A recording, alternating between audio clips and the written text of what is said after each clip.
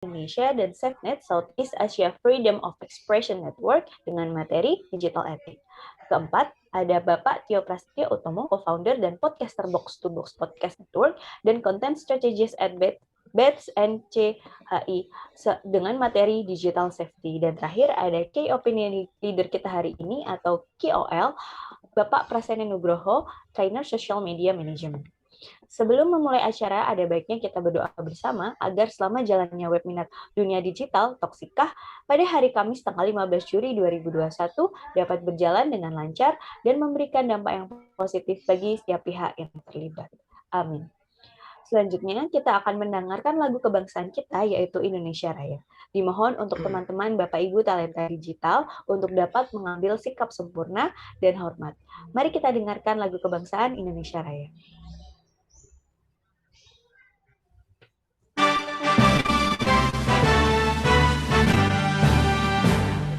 Indonesia, tanah airku, tanah tumpah Indonesia Raya, merdeka, merdeka, tanahku yang ku cinta.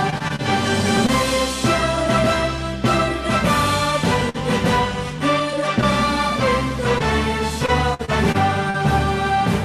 Indonesia, tanah yang mulia, tanah kita yang kaya.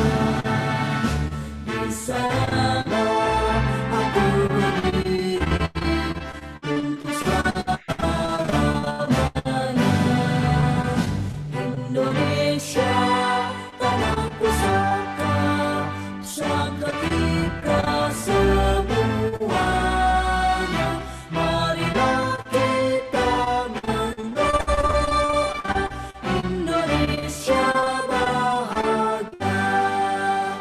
Suburlah tanahnya, suburlah jiwanya, bangsanya, rakyatnya semuanya. Sadarlah hatinya, sadarlah budinya untuk Indonesia Raya. Indonesia Raya, merdeka, merdeka, tanahku negeriku yang ku cinta. Indonesia Raya, merdeka, merdeka, hiduplah Indonesia Raya. Indonesia, tanah yang suci, tanah kita yang sakti. Di sanalah aku berdiri, jaga ibu sejati. Indonesia, tanah berseri, tanah yang aku sayangi. Marilah kita berjadi Indonesia abadi. Selamatlah rakyatnya, selamatlah putranya, pulangnya, lautnya, semuanya. Majulah negerinya, majulah pandunya untuk Indonesia Raya. Indonesia Raya, merdeka, merdeka, tanahku negeriku yang ku cinta. Indonesia Raya, merdeka, merdeka, hiduplah Indonesia Raya. Indonesia Raya, merdeka, merdeka, tanahku negeriku yang ku cinta. Indonesia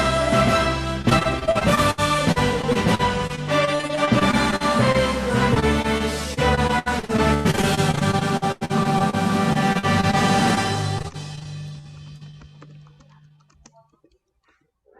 Selanjutnya, mari kita dengarkan keynote speech dari Bapak Presiden Republik Indonesia, Bapak Insinyur Haji Joko Widodo.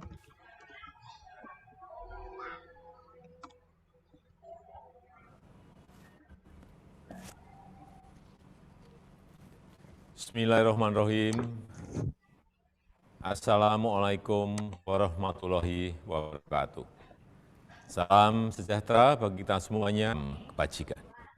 Yang saya hormati para Menteri Kabinet Indonesia Maju, para gubernur, bupati, dan wali kota di seluruh tanah air Indonesia, hadirin dan undangan yang berbahagia.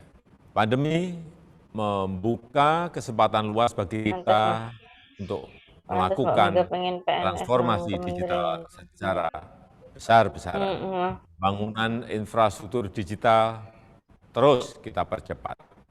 Ekonomi digital, terutama untuk UMKM, terus diperbanyak dan terus ditingkatkan. Pemerintahan digital juga terus diperkuat dan masyarakat disiapkan agar lebih cakap digital.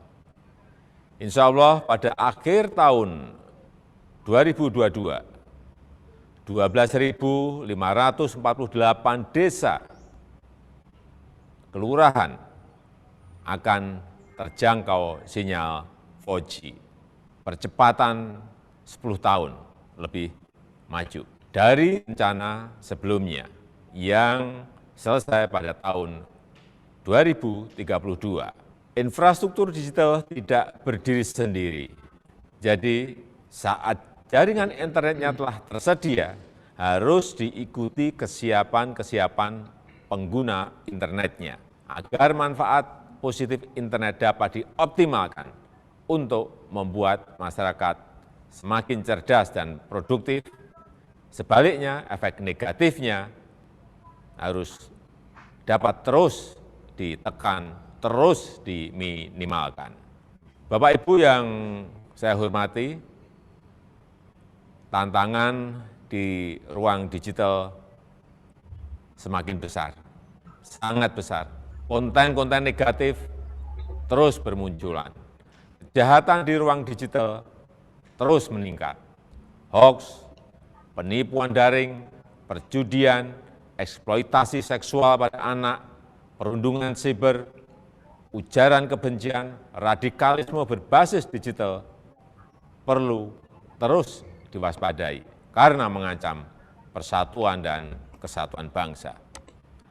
Kewajiban kita bersama untuk terus meminimalkan konten negatif, membanjiri ruang digital dengan konten-konten positif, banjiri terus, isi terus dengan konten-konten positif. Kita harus tingkatkan kecakapan digital masyarakat agar mampu menciptakan lebih banyak konten-konten kreatif yang mendidik, yang menyejukkan, yang menyerukan perdamaian. Internet harus mampu meningkatkan produktivitas masyarakat, membuat UMKM naik kelas, perbanyak UMKM onboarding ke platform e-commerce, sehingga internet bisa memberi nilai tambah ekonomi bagi seluruh lapisan masyarakat. Hadirin sekalian, literasi digital adalah kerja besar. Pemerintah tidak bisa bekerja sendirian. Perlu mendapatkan dukungan seluruh komponen bangsa agar semakin banyak masyarakat yang melek digital. Saya memberikan apresiasi kepada 110 lembaga dan berbagai komunitas yang terlibat dalam program literasi digital nasional ini. Saya harap gerakan ini menggelinding dan terus membesar, dorong berbagai inisiatif di tempat lain, melakukan kerja-kerja konkret di tengah masyarakat, agar makin cakap memanfaatkan internet untuk kegiatan edukatif dan produktif. Saya rasa itu yang bisa saya sampaikan, dan dengan mengucap Bismillahirrahmanirrahim, saya luncurkan program literasi digital nasional hari ini. Terima kasih. Wassalamualaikum warahmatullahi wabarakatuh. Om Santi Santi Santi Om. Namo Buddhaya.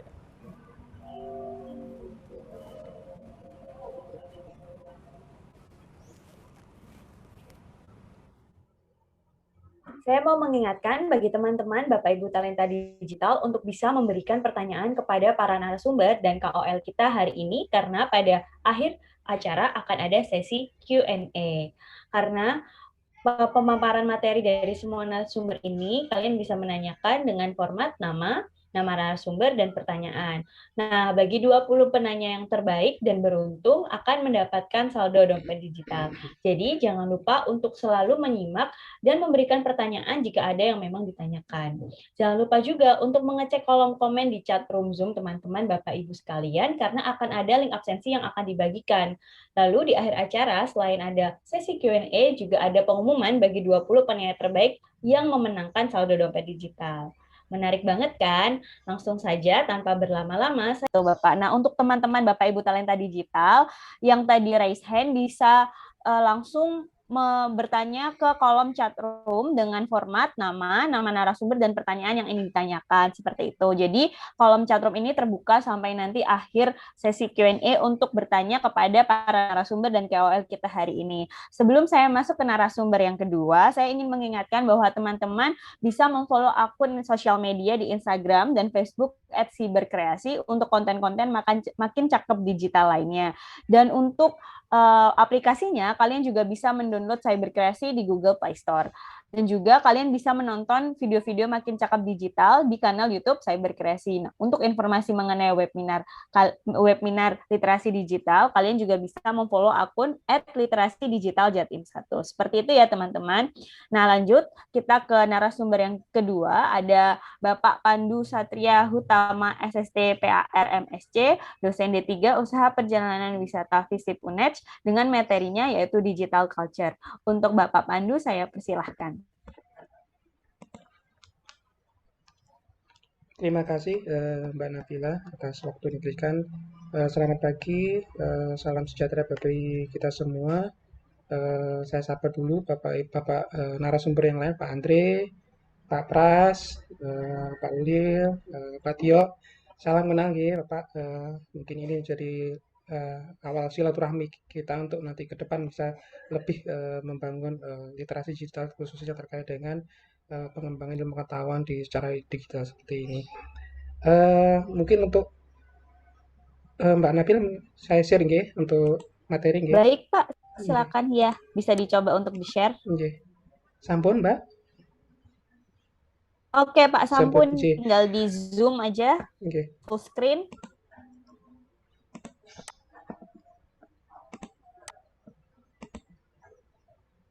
Oke, bisa Sampun. Bapak. Sampun nggih. Sampun Bapak, Nggih. waktunya 20 menit ya Pak. Terima kasih Mbak Nabila terkait dengan tema besar yang kita angkat pada saat sekarang ini, yaitu terkait dengan toksit ya.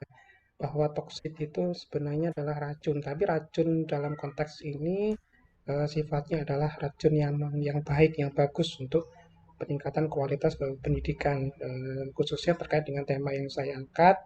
Subtemanya adalah mengenalkan budaya Indonesia melalui literasi digital. Jadi bagaimana sih budaya-budaya di Indonesia ini bisa lebih kita kenal ya, itu yang kalau kita perhatikan bahwa budaya di Indonesia itu sangat sangat ya luar biasa.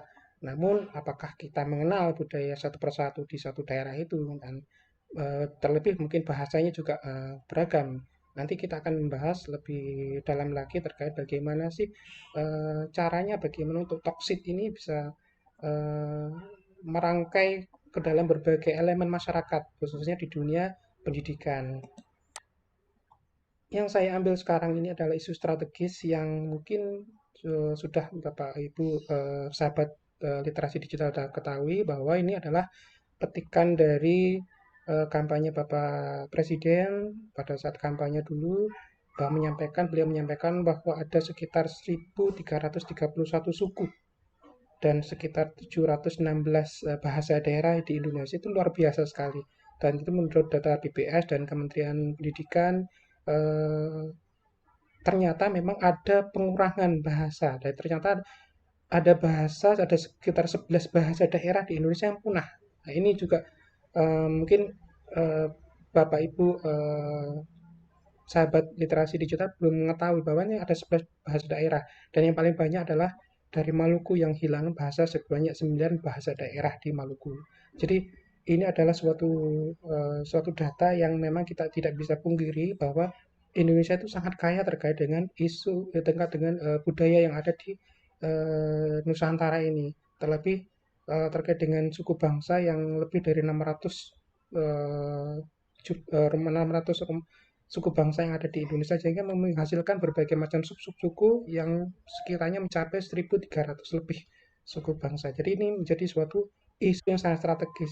Namun bagaimana kita mengenal budaya ini lah nanti kita pahami bagaimana sih budaya itu menjadi sebuah sesuatu yang menjadi gaya hidup ya ini yang memang kadang-kadang kita perhatikan bahwa mungkin kita menggeluti budaya kita, tapi kita merasa kurang kurang nyaman, kurang serg kan. Mungkin lihat budaya yang lain, budaya modern yang lain yang lebih lebih variatif, lebih dinamis dan sebagainya. Tapi di sisi lain kita punya budaya lokal yang memang harusnya kita kembangkan, harus kita konservasi, harus kita kembangkan menjadi sebuah bentuk gaya hidup. Ya ini akan menjadi proses yang sangat-sangat perlu perhatian dari kita sendiri, dari banyak pihak, baik itu dari pemerintah, dari akademisi, dari pelaku budaya itu sendiri, juga menjadi sebuah bagaimana sih budaya itu menjadi sebuah gaya hidup. Ini saya petik dari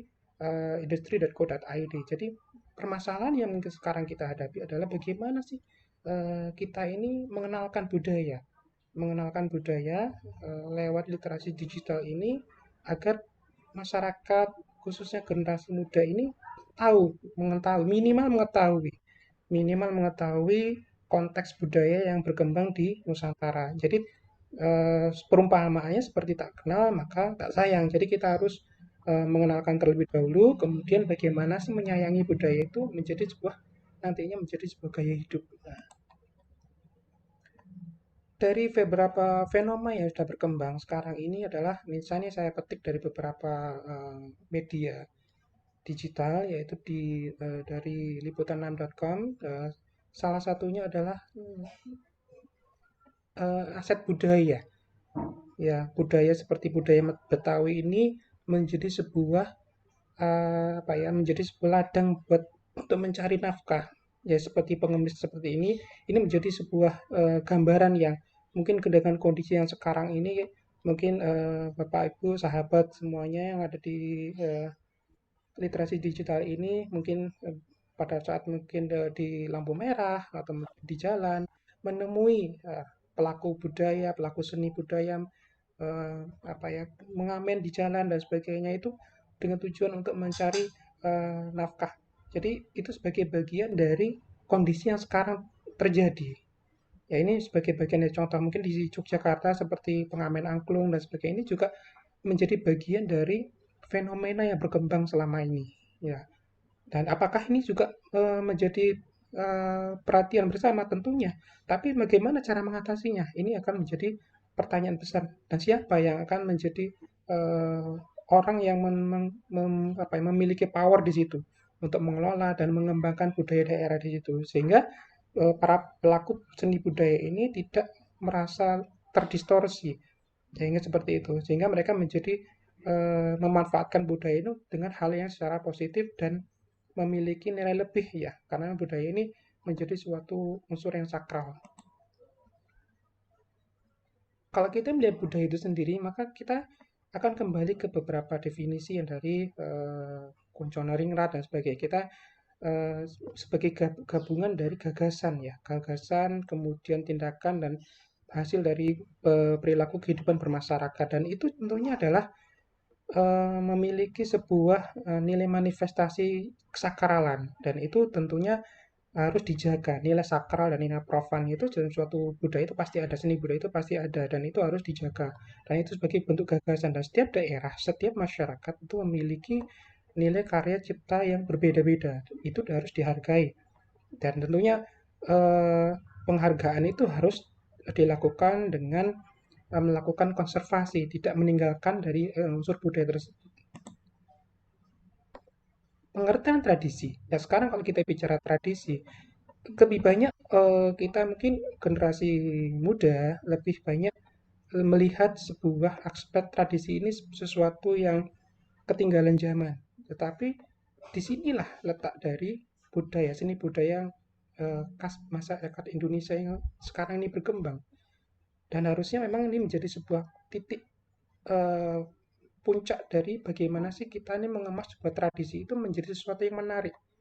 Menarik dalam artian menarik untuk dipelajari oleh generasi muda, menarik untuk ditonton, untuk dilihat oleh masyarakat, baik itu masyarakat Indonesia itu sendiri maupun masyarakat luar negeri. Jadi itu menjadi suatu pemikiran bersama bagaimana sih nilai tradisi itu menjadi sebuah hal-hal yang memang harus kita kembangkan menjadi sebuah nilai kebanggaan. Jadi bukan sesuatu yang dalam tanda kutip sesuatu yang tidak bisa apa ya murah dalam bentuk bukan murah, tetapi dalam artian kita nih tidak sembarangan, tapi ini memiliki nilai jual yang tinggi. Kalau kita bicara misalnya tari kecak di Bali, itu kan memiliki nilai jual tinggi. Kemudian lokasi Kan yang penampilannya tadi juga terputus, mohon maaf Bapak Ibu. Eh, Sampun Mbak Wana bilang ya. Iya, Pak. Oke, eh, kita kembali lagi ke melihat kepada pokok-pokok ya, pokok-pokok pikiran kebudayaan daerah. Saya ambil di beberapa ada 8, insya Allah kalau nggak salah ada 8 pokok-pokok pikiran daerah terkait kebudayaan. Tapi yang di sini terkait dengan tema ini adalah kita ambil 2 hal yang memang sangat krusial. Yang pertama adalah meredupnya khasanah tradisi dalam gelombang modernitas karena memang tradisi itu sangat kental dengan unsur yang namanya sakral, yang namanya religius, itu yang harus dijaga oleh para pelaku seni budaya dan itu menjadi acuan para pelaku budaya, seni budaya itu untuk melakukan aktivitas budayanya. Sehingga itu mungkin itu menjadi sebuah apa ya ancaman juga terkait dengan gelombang modernisasi seperti itu. Dan di sisi lain adalah disrupsi teknologi informatika. Jadi perkembangan informatika ini yang memang sangat pesat dan tidak bisa kita hindari. Artinya setiap orang di dunia ini saling terkoneksi dengan informasi ini dan itu perkembangan informasi sangat cepat dan bagaimana kita mengakses budaya luar negeri atau mungkin sebaliknya itu juga sangat sangat cepat. Jadi ini menjadi sebuah hal yang memang ada ketimpangan di mana perkembangan teknologi informasi terkait dengan kebudayaan di Nusantara ini mungkin akan kalah ya bersaing dengan perkembangan kebudayaan informasi teknologi yang ada di negara-negara lain sehingga akses untuk mengakses untuk kebudayaan seni budaya di Nusantara itu sendiri jadi sangat terbatas. Itu yang harus kita perhatikan bahwa distrik teknologi ini harus kita kembalikan, kita kembangkan, kita seimbangkan dengan kebutuhan data-data yang terkait dengan seni budaya di Indonesia ini sehingga menjadi sesuatu database yang memang sangat dibutuhkan oleh masyarakat sehingga menjadi sebuah promosi juga. Jadi seperti itu. Apabila kita lihat di ruang digital yang memang yang bisa kita lihat dari berbagai data yang ada di sini, ternyata yang paling besar adalah terkait dengan hambatan budaya dan perilaku dengan posisi yang 33% dari dibandingkan dengan beberapa responden yang menyatakan terkait dengan digital. Jadi ada kendala budaya dan terkait kendala perilaku. Ruang digital ini adalah yang memang sangat-sangat luas dan tidak bisa kita batasi. Itu juga harus menawarkan berbagai macam keragaman budaya sehingga namanya orang-orang yang masyarakat yang memang ingin mendapatkan sebuah informasi juga akan mendapatkan informasi dengan baik. Mungkin misalnya kita mengetik di Jember misalnya, kita mengetik di Google, kita mencari seni budaya di Kabupaten Jember, mungkin sangat terbatas informasi tersebut seperti itu. Mungkin di daerah lain juga mungkin sama kondisinya. Jadi ini menjadi sebuah ruang digital yang harusnya kita isi. Misalnya kita di Jember mungkin ada musik patrol dan sebagainya, itu harus kita isi. Ada berapa sih sanggar senian di Kabupaten Jember, kemudian ada berapa sih yang memang masih aktif dan bagaimana sih mereka menawarkan keseniannya, bagaimana menampilkan keseniannya dan di mana posisi itu juga harus dilengkapi. Mungkin sebanyak di berbagai daerah juga sama kondisinya. Jadi seperti itu. Jadi ruang digital ini memang harus kita isi. Dan selama ini memang masih kita lemah terkait dengan database, terkait dengan digital culture ini. Literasi budaya digital apakah memang sangat penting buat untuk pengembangan digital budaya di Indonesia? Ternyata memang sangat penting karena itu memiliki untuk sebagai perannya adalah sebagai komunikasi, hal yang positif terkait dengan aspek kognitif dan teknikal.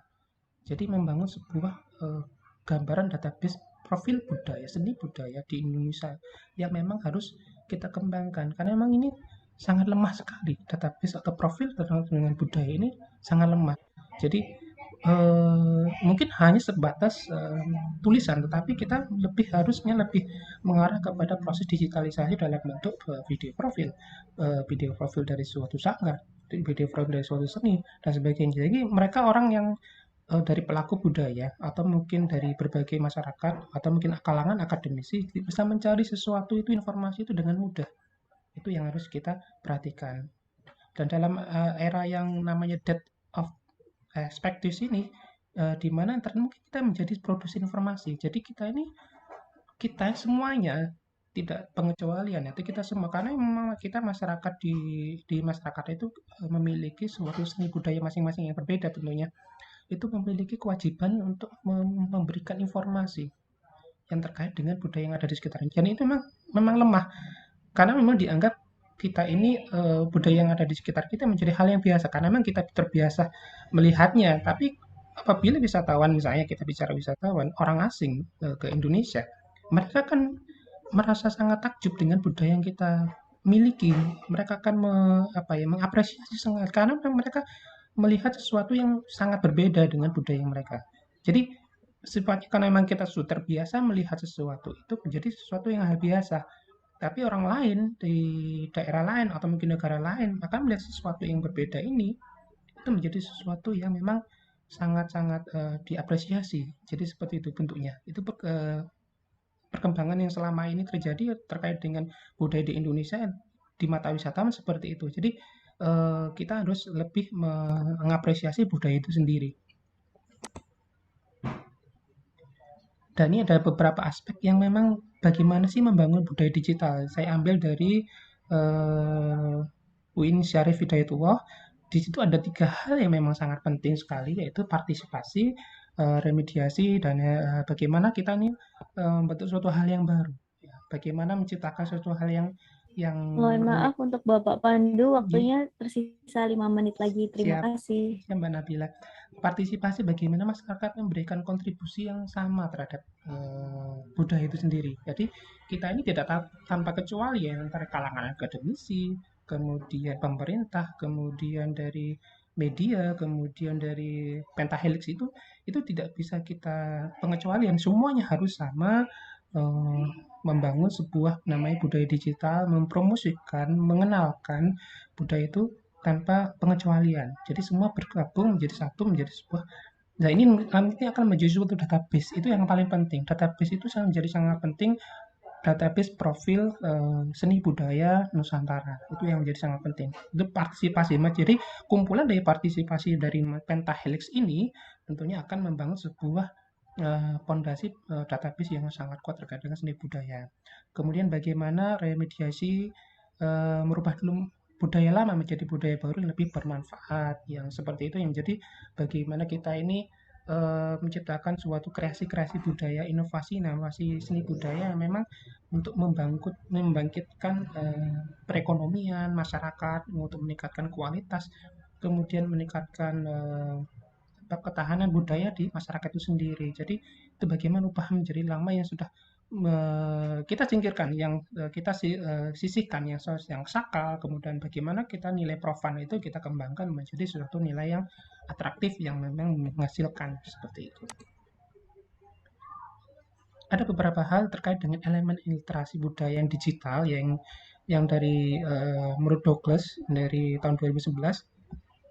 culture itu adalah pemahaman ragam konteks pengguna dunia digital. Jadi cultural itu adalah bagaimana kita memahami sebuah konteks budaya melalui dunia digital. Jadi bentuk yang paling bisa dilakukan, yang bisa kita kembangkan, yaitu bagaimana kita mengenalkan budaya daerah ini ke luar negeri. Ya, partisipasi dalam seni budaya tradisional dan kontemporer. Jadi ikut serta dalam kegiatan festival, kemudian event yang dilakukan di luar negeri itu sebagai salah satu bentuk partisipasi seni budaya di luar negeri. Itu bagian dari itu. Atau mungkin sebaliknya, kita mengundang dari berbagai negara untuk datang ke Indonesia untuk menampilkan seni budaya daerah masing-masing, negaranya masing-masing seperti itu. Itu bagian dari bentuk dari literasi.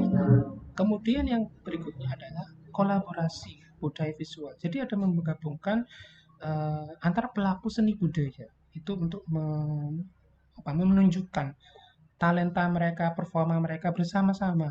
Misalnya seperti ini kita menyediakan ruangan untuk sebagai tempat untuk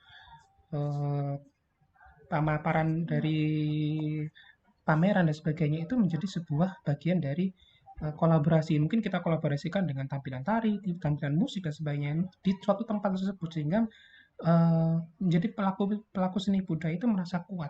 Jadi kolaborasi itu menguatkan semuanya untuk menjadi sebuah bagian dari pembentukan profil database seni budaya yang lebih bagus lagi. Inilah yang peran yang harus kita lakukan. Yang pertama memang harus ada namanya Dewan Kesenian Daerah, karena setiap daerah kota kabupaten memiliki namanya Dewan Kesenian Daerah. Kita harus mengoptimalkan peran mereka dalam artian membawahi seni budaya di masing-masing daerah untuk dikembangkan, ditampilkan, ditingkatkan kualitas tampilannya sehingga menjadi lebih menarik, lebih berkualitas, sehingga mereka itu bisa bersaing, ya, mendapatkan tempat minimal di masyarakat itu sendiri untuk menjadi suatu nilai kebanggaan dari masyarakat. Itu peran Dewan Kesenian itu harus ditingkatkan. Yang kedua adalah akademisi. Akademisi ini sifatnya adalah memberikan sebuah membangun kreativitas dari masyarakat pelaku seni untuk dikembangkan menjadi sebuah seni budaya yang memang layak untuk dijual, Jadi mereka kepada akademisi itu akan memberikan suatu penelitian terkait dengan seni budaya yang memang terkait dengan struktur budaya yang digital ini akan menjadi sebuah tampilan seni budaya yang layak jual. Kemudian yang terakhir adalah pelaku seni budaya itu sendiri. Mereka tuh harus kreatif dalam hal menciptakan sebuah kreasi budaya, menciptakan sesuatu yang berbeda, yang memang berbeda dengan pakem yang memang sudah ada. Jadi artinya kita tidak menyingkirkan pakem yang sakral itu, tetapi kita membedakan mana yang profan, mana yang sakral. Jadi seperti itu. Jadi peran penyamaan persepsi dan kolaborasi terkait dengan digitalisasi budaya ini menjadi sesuatu yang sangat penting sekali. Mohon maaf sekali Bapak Nggih, Pandu, waktunya sudah habis. Nggih. habis. Ini yang terakhir Mbak Nabila nggih. Iya. Nggih. Oke, baik. Nggih. Ini yang Baik. terkait budaya digital berkelanjutan. Jadi ada kemasan produk budaya, ada kesempatan berkarya, ada ruang apresiasi dan museum budaya digital. Jadi ada 4 hal yang mungkin bisa kita kembangkan terkait dengan bagaimana kita ini meningkatkan keberlanjutan dari budaya di Indonesia. Mungkin seperti ini yang bisa saya sampaikan. Mohon maaf apabila ada salah kata. Assalamualaikum warahmatullahi wabarakatuh. Banyak celah atau banyak perspektif yang bisa dilihat dari postingan kita seperti itu, Ibu Siti. Lanjut kita ke pertanyaan untuk narasumber kedua hari ini, yaitu ada Bapak Pandu Satria Hutama SSTPAR MSc. Mungkin panitia bisa langsung ditampilkan pertanyaannya. Oke, mungkin ada gangguan ya panitia ya. Oke. Dari Bapak Ronald Biransyah. Mungkin saya langsung bacakan saja ya, Bapak Pandu. Pertanyaannya adalah, bagaimana pendapat Bapak Pandu mengenai budaya digital yang mempunyai pengaruh kepada generasi muda milenial sekarang, yang menciptakan masyarakat kaum muda yang semakin sekularistis seperti itu. Mungkin intinya adalah banyak banyak budaya asing gitu kan yang bisa diakses oleh banyak generasi muda di Indonesia khususnya secara digital seperti itu. Nah, bagaimana sih caranya kita bisa menciptakan masyarakat kaum muda yang tetap bisa mencintai budaya kita sendiri seperti itu. Mungkin Bapak Pandu bisa langsung dijawab dan disambung dengan closing statement. Ya, Silahkan Bapak terima Pandu. kasih Mbak Nabila. Terkait dengan peran dari digital itu sendiri terkait dengan budaya, memang kita tidak sudah saya sampaikan tadi bahwa tidak bisa kita hindari bahwa digitalisasi budaya itu memang tidak bisa kita hilangkan. Bordersnya itu memang sudah nggak bisa lah, karena memang perkembangannya memang seperti itu. Dan itu akan memunculkan sebenarnya kalau kita ini memiliki database budaya kita sendiri akan memunculkan eh, kebanggaan, rasa bangga yang memang harus terkait dengan budaya yang kita. Dan memang ini kelemahan kita sebenarnya karena memang kita kalah bersaing dengan secara digital itu kalah bersaing dengan berbagai serangan dari digital budaya asing itu kan memang sangat-sangat cepat dan sangat banyak sekali dan itu kita kalah bersaing dengan apabila kita ini kita bandingkan dengan diri kita sendiri yang memang kita ini kasarannya memang tidak minimal lah kasaran satu orang itu bisa mengupload budaya masing-masing di daerahnya untuk kita kembangkan kita komunikasikan atau promosikan itu yang menjadi itu yang titik lemah kita jadi rasa bangga terkait dengan budaya kita ini memang masih masih lemah karena memang dari kita sendiri hal kecil itu memang masih belum kita lakukan karena memang kita harus melakukan sesuatu itu kan memang dari lingkungan sekitar kita karena memang masyarakat di sekitar kita kan memang majemuk khususnya misalnya di Kabupaten Jember itu kan terkenal dengan budaya pendalungan tentunya kita harus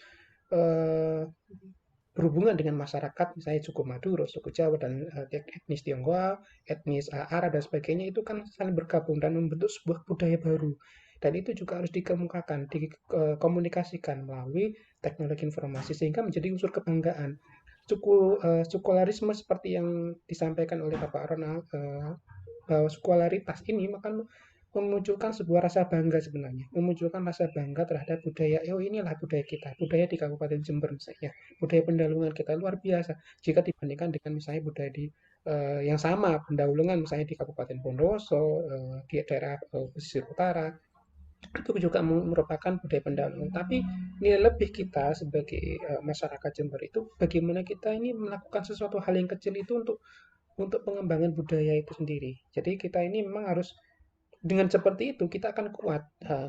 Kita akan kuat. Jadi kita tidak hanya mengkonsumsi secara digital dari budaya asing, tetapi kita bagaimana kita memproduksi informasi terkait dengan budaya kita ini untuk kita kemukakan, kita kembangkan, untuk kita komunikasikan, kita promosikan ke masyarakat yang lain atau mungkin wisatawan yang datang ke daerah kita seperti itu. Jadi membentuk sebuah bagaimana membentuk rasa bangga itu seperti itu yang harus kita kembangkan. Rasa bangga terhadap budaya kita, rasa bangga terhadap apa yang kita punya sekarang ini. Jadi jangan sampai kita merasa bahwa budaya asing itu karena mungkin unsur modern ya kelihatan modern, kelihatan mungkin karena etnis Kaukasia yang memang etnis kulit putih dan memang lebih seperti kelihatan lebih wah dan sebagainya itu tuh kan menciptakan sebuah rasa bangga terhadap budaya asing.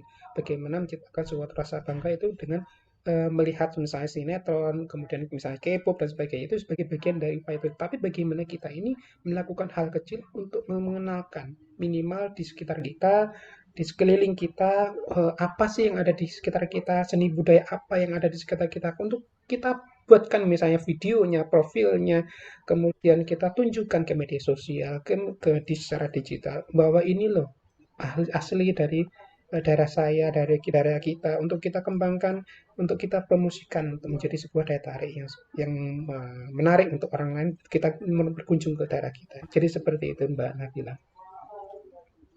Untuk closing statement, Baik, Bapak bisa ya, langsung ya. closing Di statement-nya closing. mungkin kita harus melakukan sesuatu dari hal yang kecil.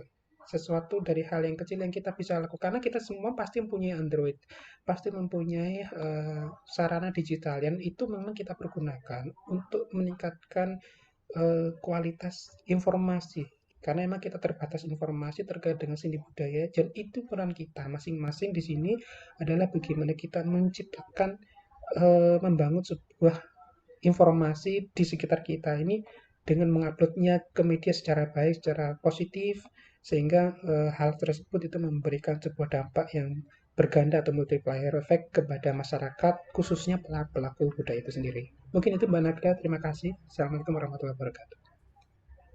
Waalaikumsalam warahmatullahi wabarakatuh. Terima kasih Bapak Pandu atas jawabannya.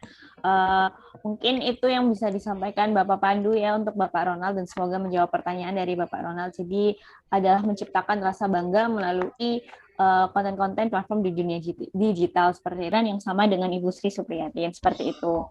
Nah, karena waktu juga semakin siang dan akan mendekati waktu sholat duhur juga, maka saya akan langsung menutup webinar hari ini dengan kesimpulan, yaitu kembangkan perilaku yang positif dan kreatif baik ketika kita di dunia nyata maupun di dunia maya. Namun jika memang diperlukan untuk detox sosial media, maka ambil waktu perlahan untuk bisa memahami diri apakah kita merupakan positive person, agar ekosistem yang tercipta dari kita adalah ekosistem yang positif. Sehingga kita akan dapat dengan mudah berbudaya dan beretika selama kita berada dalam dunia digital. Dapat bertutur kata dengan baik dan bersikap yang beradab. Hal ini juga membantu kita untuk menghindari dan mengetahui pola-pola KBGO atau kekerasan berbasis gender secara online dan penipuan berbasis cyber. Dengan berbekal hal-hal tersebut, kita dapat memanfaatkan sosial media untuk keuntungan baik kita maupun orang lain melalui hal-hal positif. Mungkin itu kesimpulan yang bisa saya berikan terkait webinar hari ini berjudul dunia digital toksikah, seperti itu. Nah, untuk para narasumber dan KOL dan juga teman-teman talenta digital lainnya, akan ada sesi foto yang akan saya hitung mundur. Mungkin panitia bisa bersiap-siap karena setelah ini ada sesi foto dan langsung dilanjut untuk pengumuman 10 penanya terbaik yang beruntung mendapatkan saldo dompet digital. Selain itu, untuk link absensinya akan diberikan setelah acara berakhir di kolom chatroom Zoom. Jadi untuk Bapak Ibu sekalian, jangan meninggalkan room ini terlebih dahulu, seperti itu. Mungkin bisa kita mulai untuk sesi foto untuk para narasumber dan KOL. Oke, kita take 2 kali ya, Bapak-Bapak semua. 3, 2, 1. Lagi, 3, 2, 1. Nah, untuk para peserta sekarang bisa langsung menyalakan kamera dari handphone atau laptop dan menggunakan virtual background yang sudah diberikan oleh panitia pada awal acara. Oke, sudah siap semua ya teman-teman semua? Kita akan sekali take. Sudah siap semua ya? Oke. Sudah? 3, 2, 1. Oke. Terima kasih banyak untuk teman-teman Bapak Ibu Talenta Digital. Jangan leave dulu dari room ini karena akan ada pengumuman 20 penanya terbaik. Mungkin panitia bisa langsung di-share siapa saja 20 penanya terbaik yang beruntung hari ini untuk mendapatkan saldo dompet digital. Oke, ini dia. Bisa langsung dicek apakah ada nama Bapak Ibu Talenta Digital yang ada di layar Anda. Jika ada, selamat karena sudah beruntung mendapatkan dompet digital. Jika yang belum beruntung, jangan bersedih hati karena masih ada kesempatan di webinar lainnya dengan memfollow akun @literasi_digital_jatim untuk mengetahui webinar-webinar selanjutnya. Dan siapa saja sih narasumber dan KOL yang akan hadir memberikan materi yang super-super keren. Seperti itu. Nah, untuk para narasumber dan KOL sendiri sudah bisa meninggalkan room Zoom karena acara selesai. Untuk teman-teman talenta digital lainnya, jangan lupa untuk mengisi link post-test dan absensi untuk mendapatkan sertifikat secara gratis di kolom chatroom. Saya Nabila Dwi Putri selaku moderator hari ini. Jika ada salah kata saya mohon maaf. Wassalamualaikum warahmatullahi wabarakatuh. Terima kasih teman-teman Bapak Ibu talenta digital lainnya. Izin pamit ya Mas Ulil, Mas Terima kasih. Seno, Mas Yo, Pandu, Mas Andri. Tio. Ya. Assalamualaikum. Ya, sama-sama. Saya juga Terima kasih. izin live Bapak. Ya, Terima Nabila. kasih. Terima kasih. Alhamdulillah. Sama-sama.